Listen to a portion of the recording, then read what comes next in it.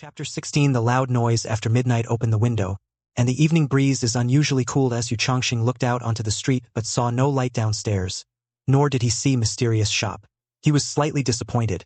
It seemed his luck wasn't good. He took out a can of yellow peaches from his backpack and ate it along with the remaining half of a bread. To be honest, this canned food is a bit too sweet, but it's really a good thing in the apocalypse, at least it's full of energy. Su Chongqing opened his phone and found that he had 625 points, had killed 39 zombies, and had fallen out of the zombie kill leaderboard. The others on the leaderboard seemed to be spurred on by Su Chongqing's title and went on a killing spree of zombies. The first place ID is Black Duke, who killed more than 100 zombies, and the second place also killed more than 80 zombies. Are these people animals? They killed 80 or 90 zombies in just half a day. Is that something a normal human could do? Su Chongqing sensed something was wrong. Even if you left 100 pigs there to be killed, it would take half a day to kill them all, let alone these highly aggressive zombies.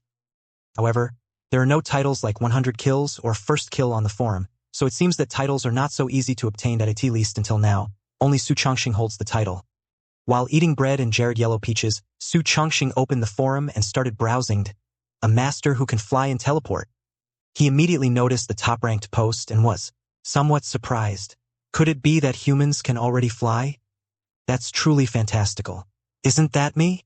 Su Chongqing was surprised to find that the person in the video was indeed him, wearing a blue backpack with a rusty hand axe on it, and sliding down a rope. After watching the video, Su Chongqing couldn't help but admire the videographer's skill. He must have been a professional in this field before, but this is so unethical. Taking photos without permission is just like being a paparazzi. And a sharp glint flashed in Su Chongqing's eyes. He sensed the hidden danger. Others could easily deduce his approximate location from the video, and his backpack was also very intriguing. While browsing the forum, he suddenly noticed a light coming from outside. In such darkness, even a tiny light would be dazzling. A brightly lit shop appeared on the opposite street, its interior obscured. The surrounding zombies seemed oblivious to the sudden appearance of the shop, showing no reaction whatsoever. It really happened. Su Chongqing was somewhat surprised. He glanced at the time. It was exactly 12 o'clock, which meant that Mysterious Shop would appear after 12 o'clock. The distance is very short.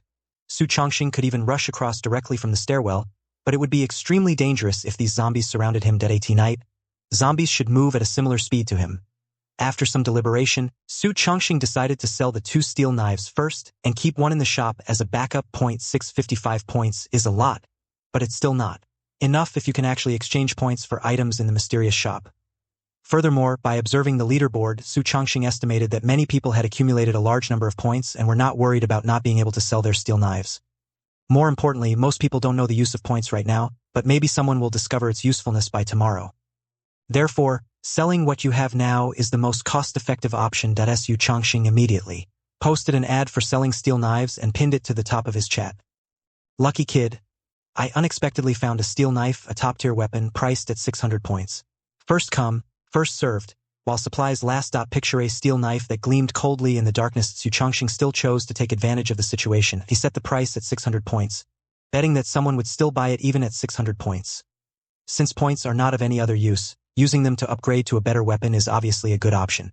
Because Su Chongqing now has the exclusive right to pin the post, it receives a huge amount of traffic and has a large number of replies as soon as it is posted. Reply 1, what is this? Am I seeing a magical artifact? Reply 2, holy crap, if I had the steel knife, cutting down zombies would be a piece of cake. But unfortunately I only have a little over 100 points right now. Reply 3, I would call this expert the #1 weapons merchant on forum. Reply 4, I really want the steel knife. Can I buy it on credit? I'll use 1,000 points. Reply 5, the person upstairs is overthinking it. Lucky guy isn't doing charity. Does he really think it's still the same world as before? Sure enough, a few minutes later, Su Chongqing saw a private message from someone looking to buy. Tauren, I have 600 points. I'll buy now. Su Chongqing smiled slightly. This person had no intention of bargaining and seemed a little anxious, as if afraid that someone else would buy the steel knife. Su Chongqing didn't waste any words and replied directly, let's trade directly. He then exchanged 60 points for 2 steel knives, one of which disappeared in a flash of white light, leaving him with 600 more points. Total points 1165. The second private message I received was from Ruthless Little Beast. Ruthless Little Beast. Bro, have you sold the item yet?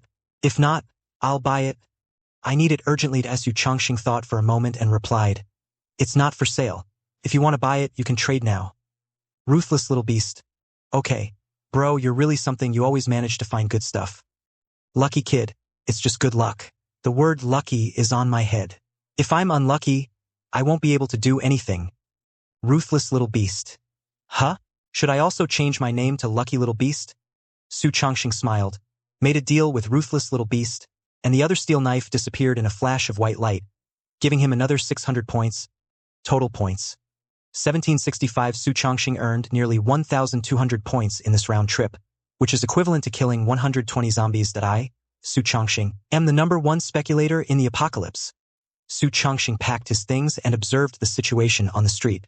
He had enough points now, but the problem was how to get to Mysterious Shop safely. Boom! Suddenly, a loud metallic clang came from the other side of the street in the darkness. The zombies on the street seemed to be activated, emitting noisy roars and swarming towards the sound. Su Chongqing was also startled, realizing that someone else had the same idea as him and was using sound to lure the zombies away. If they used this method, there should be more than one person. One to distract the zombies, and another to go to the mysterious shop. After waiting for a while and not seeing anyone appear on the street, Su Chongqing concluded that there should be more than one mysterious shop nearby, and that they must be at another mysterious shop. So now is Su Chongqing's chance. Su Chongqing immediately left the room and went to the stairwell. He tiptoed down the stairs, and as soon as he reached the bottom, he heard a roar and a zombie charged at him from the side. He had anticipated this. Even though most of the zombies were lured away, some would still remain. And at night, the zombie senses would become stronger, allowing them to detect the presence of humans from a great distance. Su Chongqing skillfully raised his steel knife and, following the route he had planned in his mind, smashed the zombie down with the horizontal blade, neatly slicing a small notch in the right half of its head, killing the zombie just in time. Chapter 17. Mysterious Shop. Su Chongqing glanced at the zombie, lying lifeless on the ground, looked around, and found that there were no zombies nearby. Without hesitation, he ran towards the light across the street. With a distance of more than 10 meters between them, Su Chongqing arrived at the other end of the street in 4 or 5 seconds. Just as he was about to approach Mysterious Shop, a voice came from the side to stop him. "Kid, don't go near there." Following the sound, Su Chongqing looked into the darkness and saw a man in a suit holding a short wooden stick. His vigilance instantly heightened. Because of his childhood experiences, he has always been suspicious of others and finds it difficult to truly trust someone, let alone in this situation. "Why don't you go near there?" Upon hearing this, the man smiled slightly, the lenses of his glasses gleaming bluish in the moonlight, and said, "Of course it's dangerous. The unknown often poses dangers. It would be too reckless for you to rush in." Seeing that Su Chongqing remained silent, he thought to himself that these young students were indeed easy to persuade, much like the employees at his previous company, and continued, "My name is Sun Baisong. In this world, it's not easy for anyone. We can cooperate and cooperate for mutual benefit so that we can survive better." As he spoke, he walked towards Su Chongqing. Su Chongqing felt a toothache. He hadn't expected the first human he encountered to be a chatterbox. He raised his steel knife and said coldly, "Leave here immediately or I'll kill you. You should believe me, I can outrun you." He noticed that Sun Baisong was farther from the store than he was, but standing on the side closer to the store, Sun Baisong was actually moving closer to the store as he moved toward him. Sun Baisong's smile froze. He hadn't expected this young man to be so decisive, and he was also very wary of the steel knife in Su Chongqing's hand. He immediately stopped and laughed. "Haha, little brother, I mean no harm. I told you to leave, you have 10 seconds. Su Chongqing, holding a steel knife, looked calmly at the middle-aged man and said indifferently that he guessed that the middle-aged man might know something about the mysterious shop, but he rarely pressed for details. Hearing the indifferent voice, the middle-aged man sensed a hint of murderous intent and realized that the young man might actually make a move. Without looking back, he ran off in another direction. His steps were unsteady, clearly indicating a severe lack of exercise. Su Chongqing watched Sun Baisong's departing figure and relaxed slightly. He couldn't discern Sun Baisong's true intentions either. Did I end this situation? He can only assume the worst about others. Then, he ran towards the brightly lit store again. The light source in the store was similar to that of a mobile phone. It could be seen, but it didn't radiate outwards. The street outside the store was still completely dark, at the same technology as mobile phones.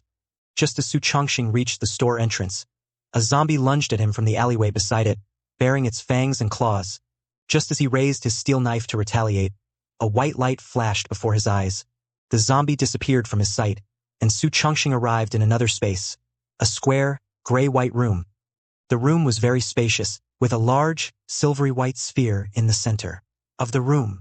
Is this the mysterious shop? Su Chongxing looked around but saw nothing else, so he walked toward the silver sphere. Just as he reached the bottom of the silver sphere, a light blue screen appeared in front of him. The screen displays dozens of items, each labeled with a point price, and 2 time displays below 0.9:39, left 0.4 days, refreshed. In other words, I can only stay here for a maximum of 10 minutes. The store refreshes every 5 days, and it's possible that the store's location will remain fixed for those 5 days. Su Chongxing immediately began browsing the items on the screen.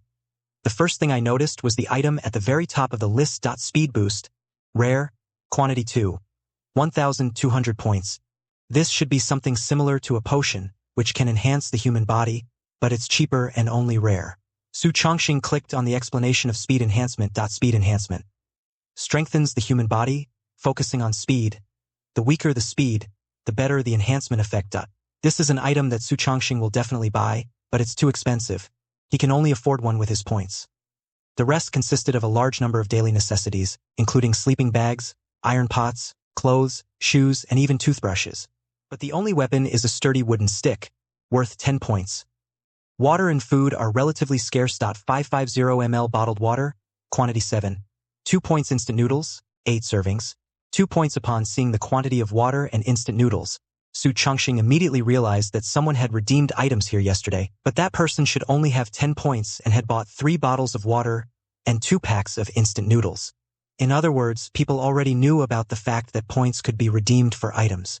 After some consideration, Su Chongxing spent 1,200 points to exchange for a speed enhancement.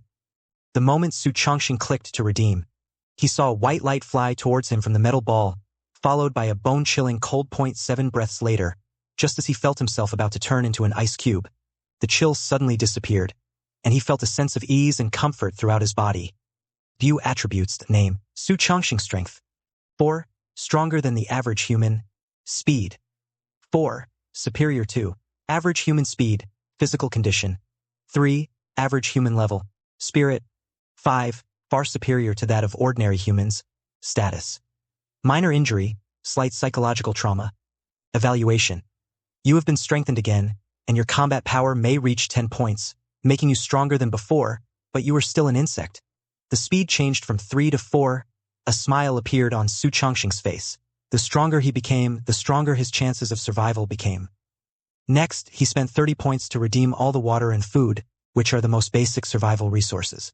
Although they are not expensive in the mysterious shop, they are very valuable. As Su Chongxing spent over 200 points on toothpaste, a toothbrush, a sleeping bag, a black t-shirt, a black leather coat, 5 wooden sticks, and a burlap sack for carrying things. As Su Chongxing didn't buy these things for personal enjoyment. The sleeping bag was for better sleep and maintaining a good mental state. Toothpaste and toothbrush, well, also for better sleep. As for the clothes, it's not because the current set is dirty, but because black clothes are more conducive to hiding at night. This kind of hiding may not be useful against zombies, but it is definitely useful against humans. Su Chongxing changed his clothes, put the food, water, and sticks into a sack, and the rest into a backpack before leaving the store. A flash of silvery light appeared, and a figure appeared behind the zombies at the store entrance, sheathed the blade, and a head covered in rotting flesh flew high into the air, accompanied by a painful roar. The speed of the sword strike is more than half again as fast as before, so his speed mainly about burst damage and agility. After taking just 2 steps forward, Su Chongxing sensed something was wrong. The roaring behind him hadn't stopped and was still going on, not dead. He looked back and saw that only the head of the zombie was still roaring. It wasn't quite dead yet. He then noticed that there was no kill notification on his phone. Then he fully understood that these zombies would still live even if only their heads were left, as long as their heads weren't destroyed. It's truly a terrifying creature, or perhaps it can no longer be considered a living being. Chapter 18. The second mysterious shop. Su Chongxing plunged a knife into the zombie's head, finally killing it completely. He glanced back at mysterious shop, thought for a moment, and then walked towards the light again. As expected, we can't re-enter this place. I thought we could exploit a bug. He was not transported back to that space, which was expected. It would be unreasonable if he could, and it seemed that only one person could enter at a time. As Su Chongxing carried the sack back to the room he had been in before. Since he had cleaned it before, He did not encounter any zombies on the way back. He planned to sell everything in the sack, and the discount shop would most likely refresh with food, so he wouldn't have to worry about food and water. There's no need to hoard them. Points are more important now. He then posted a new ad for the sale and pinned it to the top. Lucky kid. I've scavenged some new supplies again. A sturdy wooden stick, 100 points, quantity 5. Picture 550 ml water, 100 points, quantity 5. Picture 1 bucket of instant noodles, 100 points, quantity 5. Picture the water and food are clean and not expired, so you can eat them with confidence. I guarantee my integrity. The wooden stick is priced at 100 points, the same as the steel stick before it. This is because Su Chongxing considered that other people's points are now more abundant. Moreover, the wooden sticks sold in these stores are more like baseball bats. They are indeed very sturdy and their power is not much different from that of steel bats. Only their durability is much worse. That Su Chongxing did not sell all the water and food. He only sold 5 of each to prevent anyone from guessing his identity and location based on the quantity of water and instant noodles he sold. So now he still has 2 bottles of water and 3 packs of instant noodles left. I put the water in my backpack and temporarily stored the instant noodles in the cabinet in my room. There may be people hoarding supplies, preparing to sell them at extremely high prices when everyone is going through the toughest time. Thinking about it that way, I'm actually quite conscientious. In just a short while, the post received a large number of replies. Reply 1: Wow, is this guy opening a department store? I'll buy a stick with 100 points. Reply 2: Great. I have a lot of points, but I can't find any supplies. I'll use 200 points to buy a bottle of water and a cup of instant noodles. Reply 3: I can only say that lucky people are lucky people. They actually manage to find so much stuff. Reply 4: It seems that even if you can't find supplies, you can still kill enough zombies and exchange points for supplies. Oh, the demand for food and water exceeded Su Chongxing's expectations. In less than 5 minutes, all the water and instant noodles were sold out, and some positive reviews were left praising the quality of his products. There were 3 sticks left, and it took another 10 minutes for them to sell out. Total points: 1830, cumulative points, 3285 cumulative points. Su Chongxing noticed that after leaving the mysterious shop, his phone displayed a cumulative point statistic. So, in the mysterious shop, the points spent on purchases are counted in the final tally, but in the discount shop, the points spent are not counted. This seems very strange. Su Chongxing realized that the discount shop on his phone didn't seem to be the default feature of Doomsday Game. Instead, it seemed like a bug, a virus, or a backdoor. However, this should be a good thing for me. At least I won't be completely constrained by the Doomsday Game rules. With another 1,500 points in his account, Su Chongxing's mind started working. He might not need to wait until tomorrow night to go to the mysterious shop to exchange for the speed boost. You can check out other mysterious shops now. They should have different items. If you go too late, good items like speed boosters might be bought by others. He now possesses a speed of 4 combined with the power of 4. It's not so dangerous at night, and most of the zombies on the streets have already been lured away. As Su Chongxing glanced at the window, stepped onto it, braced his left foot on the iron railing, and with a backhand push, flipped himself onto the rooftop in 2 movements. He then climbed up the steel bars on the side of the billboard and reached the top of the billboard in a few minutes. This position was high enough that he could see the other end of the street. Sure enough, there were lights on another street in the distance, which should be Mysterious Shop, and a large number of zombies could be seen moving around on the street. It should work. Su Chongxing estimated the distance and figured he could reach the location in about 10 minutes by running at full speed, and the density of zombies along the way wasn't too high. He went back into the room, wiped the blood off the knife with a rag, picked up the knife, and went out into the darkness once more. I feel like I'm getting a little cocky. I'm still too unsteady when I'm out at night. As Su Chongxing walked down the street, he could clearly hear the roars coming from afar. He had only walked a short distance when 2 zombies attacked him from 2 directions. Without hesitation, he raised his steel knife and charged toward the zombie on the left, slashing horizontally and swiftly plunging the blade into its upper brain. He then withdrew the knife and, in the same manner, killed the other zombie. After easily dispatching the 2 zombies, Su Chongxing felt a strange sensation, as if he were cutting melons and vegetables with ease. Even at night, he could easily handle being attacked by 2 zombies. Although it only increased his speed by 1 point, it brought about a qualitative change in his combat power as Su Chongxing kept his composure and continued jogging forward, encountering a few zombies intermittently along the way, which he dealt with without much effort. Oh, that night. A loud noise suddenly came from outside. Shin Jinxian had a rough idea of what was going on. Someone wanted to go to the mysterious shop to find out what was going on, and she was hiding in a room not far from the mysterious shop. As she expected, after the loud noise lured away some of the zombies, 5 or 6 armed men appeared on the street. After clearing out the zombies, they headed toward Mysterious Shop. Seeing other humans in the apocalypse should have been a cause for celebration, but she ultimately remained silent, refraining from asserting her presence. She is a very rational person and knows that revealing her presence when the two sides are not on equal footing will most likely not end well. Moreover, she is very beautiful, which is both an asset and a danger. Some people on the forum are frantically collecting points. Maybe the Mysterious Shop is related to points, but I only have 110 points right now. To Shin Jinchuan's astonishment, one of them disappeared at the entrance of Mysterious Shop. Yes, they vanished very suddenly. A few minutes later, the man reappeared, this time carrying a burlap sack that appeared to be full of things. Afterwards, those people discussed it for a while in front of the store and then left at the same time. She noticed something unusual at the other end of the street. A black figure was running towards her at high speed, and every zombie that pounced on him was killed in one fell swoop. Shin Jinchuan's first impression was of a human with explosive combat power. There were more zombies along the way than Su Chongxing had imagined, but because his combat power had greatly improved, this was a minor issue. This should be the 15th zombie, right? 150 points. Definitely a small monster for gaining experience.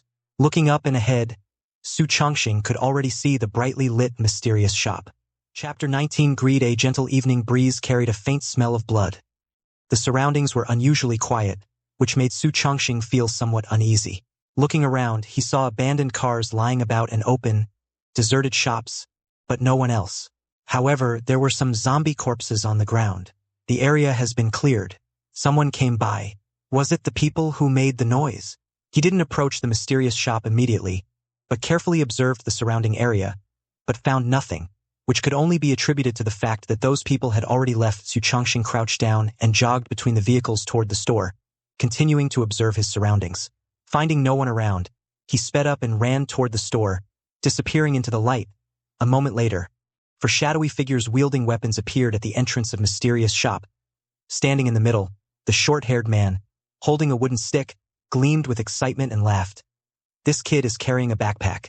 Looks like he has quite a few good things on him. The blonde youth next to him complimented. As expected of Brother Hay, you actually came up with this kind of waiting for the rabbit to hit the tree method. Another man wearing a headscarf chimed in. Someone who can wander around alone at night must be quite capable. We should still be careful. The blonde youth scoffed. Are the 4 of us afraid of just one? 1 stick each and we can send him to meet his maker. The short-haired man straightened his expression and said, It's also because the store has too few supplies, not enough for us brothers to eat for 5 days. If we just ask for some supplies, I'm sure he won't object. The blonde youth laughed and said, Ha. He'll be grateful and thank us for our kindness. Is it a zombie? Su Chongxing frowned. The moment he entered Mysterious Shop, he glanced behind him and seemed to see several figures in the distance.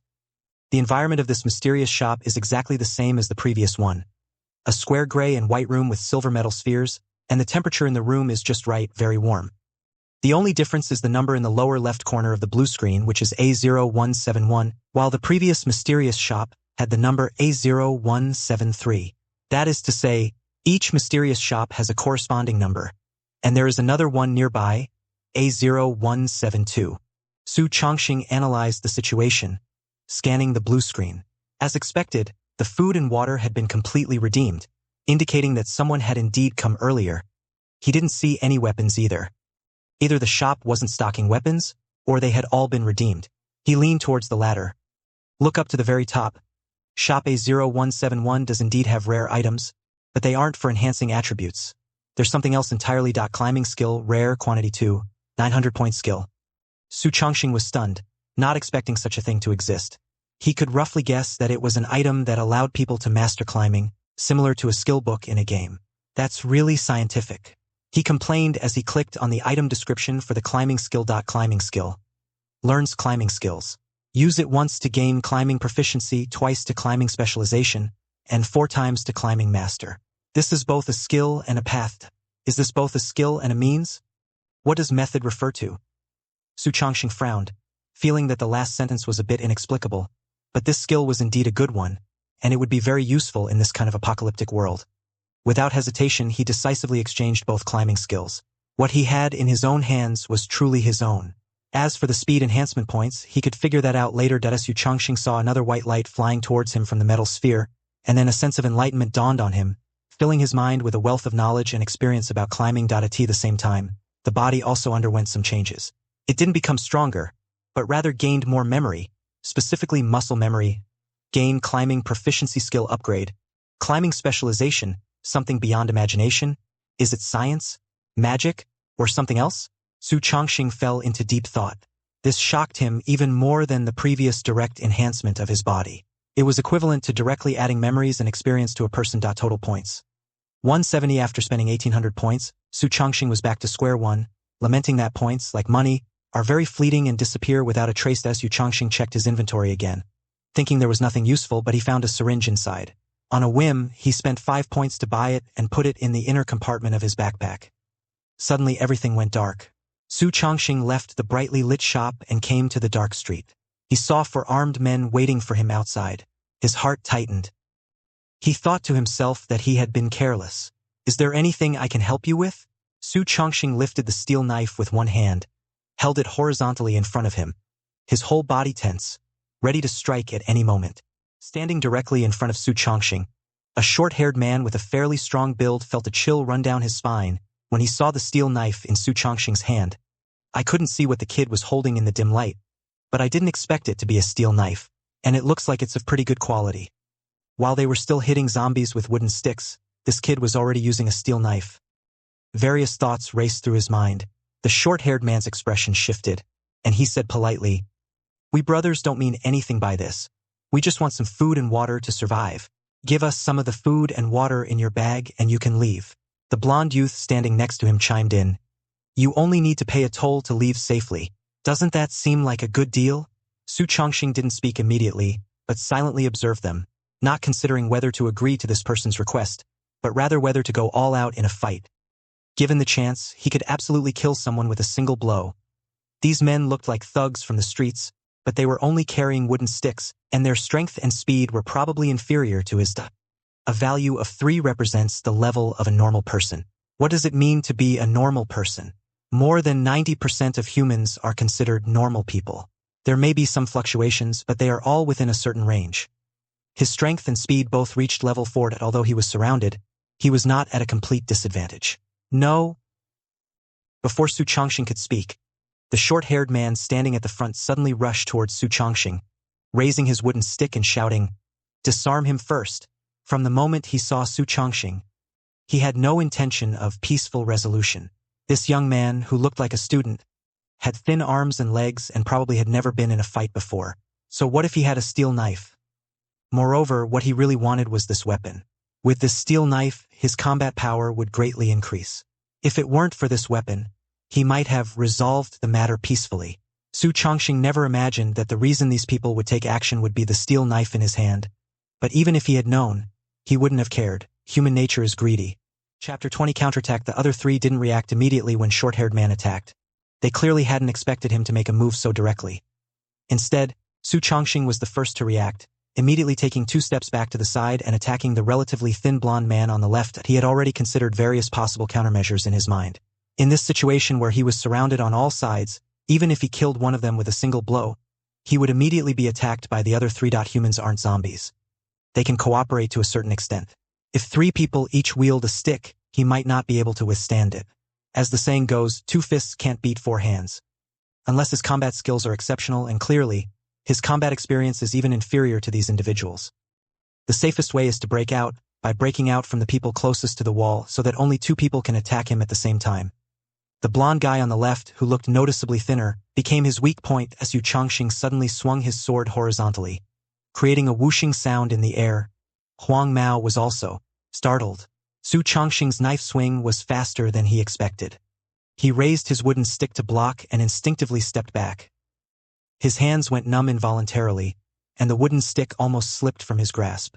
A sharp pain shot through his chest as he discovered a deep wound had been cut into it. Seeing that he had succeeded in his attack, Su Chongqing suddenly ran forward. But these men were no ordinary thugs. They were likely desperate criminals, possessing both combat experience and ferocity.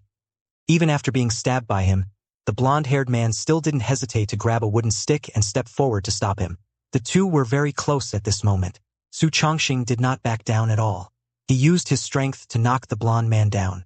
At the same time, he felt a sharp pain in his back as the short-haired man's wooden stick hit his shoulder blade. Su Chongqing gritted his teeth, endured the pain, and without the slightest pause, sprinted across the street. The four of them were surprised that their carelessness had allowed the kid to slip away, but they followed him without hesitation. If this kid really gets away, what will become of them? Except for the blonde guy, the other three followed. Yellow Hair sat on the ground, clutching his chest, and said with lingering fear, "Damn it, that kid's strength is astonishing. Luckily, I managed to block that attack."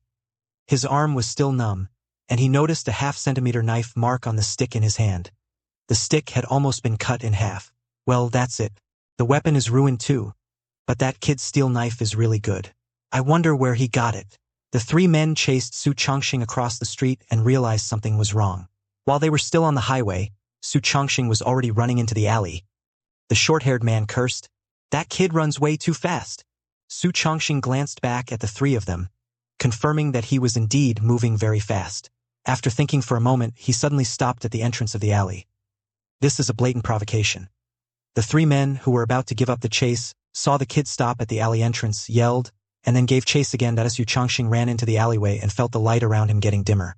He couldn't see things clearly in front of him, but he could faintly hear the roars of zombies.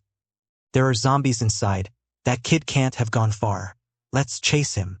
The short-haired man analyzed the situation rationally and made a decision. They had walked through this alley during the day, and there was only one path. After running a short distance, Su Chongqing saw a dark figure dart out of the darkness ahead. He reacted quickly and slashed with his sword, cutting into the zombie's head. Although taking down one zombie didn't take much time, it did cause a slight delay, allowing the three behind to close the distance between them. The short-haired man chuckled at the sight. This kid had brought this upon himself. If he ran away down the street, they wouldn't have a chance to catch him. But they chose to take the alleyway. "I'll fight you to the death." Su Chongqing suddenly roared and charged forward with his steel knife, his behavior suddenly becoming strange. After that roar, a series of howls echoed from deeper into the alley, clearly indicating that Su Chongqing had attracted quite a few zombies. The man wearing a headscarf stared in disbelief and said, "Is he insane? Does he have a death wish?" Just then, Su Chongqing's figure disappeared around the corner of the alley. The three looked at each other and decided to follow him to see what was going on. But as soon as they turned the corner, they didn't see the kid. Instead, they saw zombies coming towards them. Their minds were filled with questions. Where did that kid go? However, they could no longer attend to Su Chongqing at this point and could only deal with the oncoming zombies. Climbing expertise. You're Spider-Man? Walls are your home. You've known this since childhood. You can climb any wall except a perfectly smooth one. Su Chongqing was clinging to the wall, hanging from the third-floor window, watching the three people below fighting off the zombies, and moving back in the direction he was heading. His speed was not fast, about the speed of a jog. These three are incredibly experienced fighters. They're definitely not ordinary thugs. It's a good thing we didn't engage them in a direct confrontation. Su Chongqing watched the three fighting, then returned to the other side of the corner and slid down. A few seconds later, his feet touched the ground. He walked quietly and quickly behind the three men, picking up a steel knife leaning against the wall along the way. The handle of the knife was still warm from before. A murderous glint appeared in his eyes. He suddenly ran forward, raised the knife, and brought it down. Slashing a bloody shadow in the darkness, Su Chongqing felt a few drops of warm liquid splash on his cheek and hands. This was different from the blood of a zombie, which was cold. A scream rang out, heard by the surrounding zombies, the other two, and even by some people trembling in their rooms. They wondered what terrible thing had happened outside. After the attack, Su Chongqing didn't check the result and ran back without looking back, but he could feel something fall to the ground behind him. He didn't know if it was a person or a zombie. The short-haired man felt a chill run down his spine, realizing something was wrong. He turned around but saw no one there. Then he saw his companion lying on the ground, head tilted to the side, struggling, with a lot of blood flowing from behind him. He was making incoherent shouts, seemingly asking for help. One of his companions had already fallen, and he didn't know how many more zombies were in the alley. He was terrified. A chill ran through him, and death seemed very close. Without a word, he turned and ran. The man wearing a headscarf was still fighting the zombies with a wooden stick when he suddenly noticed one of his companions fall. The leader, the short-haired man, ran away immediately, and he also ran back, saying, "Wang Lu, I'm sorry, you have to cover for your brother." Lying on the ground, The man named Wang Lu stared in horror at the zombies rushing towards him. He never imagined that robbing a teenager would lead to his own death. And what's worse, it wasn't even his idea.